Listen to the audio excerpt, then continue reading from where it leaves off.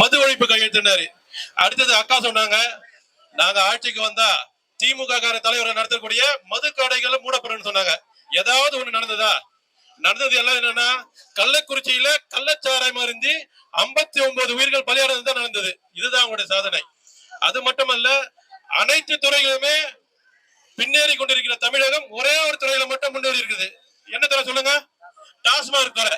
அந்த ஒரு துறை மட்டும்தான் தமிழகத்துல இப்ப முன்னேறி கொண்டிருக்கிறது. பல கோடி கொட்டக்கூடிய துறை தான் அந்த துறை. அந்த துறை பாத்தீங்கன்னா ஆளுங்கட்சி தான் நிறைய அந்த ஆலைகளை வச்சிருக்காங்க. எத்தனையோ தடவை சொல்லியிருக்காங்க. போன கொரோனா டைம்ல அந்தந்த தலைவர்கள் அவங்க வீட்டு முன்னாடி கருப்பு சட்டை போட்டுக்கின்னு மூடுங்க மூடுங்க மதுக்கடையை மூடுங்க அப்படின்னு கோஷம் போட்டவங்க தான் இந்த ஆளுங்கட்சி.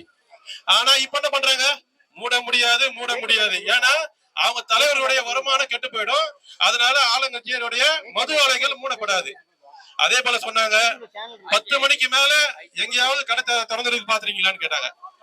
இப்ப 24 hours கள்ளக்குறிச்சியில கள்ளச்சாராயம், இங்க பாத்தீங்கன்னா கள்ள பார் 12 மணி வரல கள்ள பார்ல சாராயம் விற்கிறாங்க. சாராயம் விற்கிறாங்க. அது சாராயனால ஒண்ணுதான், சரக்குனால ஒண்ணுதான். நம்ம நாகரீகமா இங்க டாஸ்மாக்ல அந்த சாராயத்தை வாங்கி குடிக்கிறோம். கிராம பகுதியில சீப்பா கிடைக்குதுன்னு சாராயத்தை வாங்கி கொடுக்குறாங்க. ரெண்டுமே ஒரே போதைப் பொருள் தான். இது சம்பந்தமாக நம்முடைய எழுச்சி நாயகன் இளைய கேப்டன் விஜய பிரபாகர் உரையாற்றுவாரு. இது சம்பந்தமாக நம்முடைய கழக பொதுச் செயலாளர் அந்நியார் அவர்கள் 2 ஆண்டுகளுக்கு முன்னாடியே போதையில்லா தமிழகத்தை உருவாக்க வேண்டி தமிழக முதல்வரை வலியுறுத்தி ஏகப்பட்ட போராட்டம் பண்ணிருக்காங்க. இப்போ சொல்றாங்க, ஏன்னா இப்ப சட்டமன்றம் நடந்து கொண்டு இருக்குது, அதனால பர்மிஷன் கிடையாது நம்மளுக்கு. சரி இருக்கட்டும். இருந்தாலும் இந்த அளவுக்கு நம்மளுக்கு ஒத்துழைப்பு கொடுத்த இந்த காவல்துறைக்கு தெரிவிக்கணும். மேடை தான் போட முடியாது. ஆனா நம்ம இருந்து எங்க இருந்தாலும் மக்களுக்காக கொள்ளக்கூடிய ஒரே இயக்கம் தேசிய முற்போக்கு திராவிட கழகம்.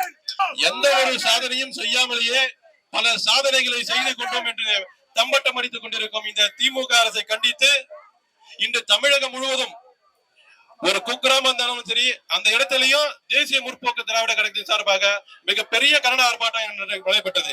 அதன் ஒரு பகுதி தான் இன்று தலைநகர் சென்னையில வள்ளுவர் கோட்டத்துல இங்க நடைபெற இருக்கின்றது.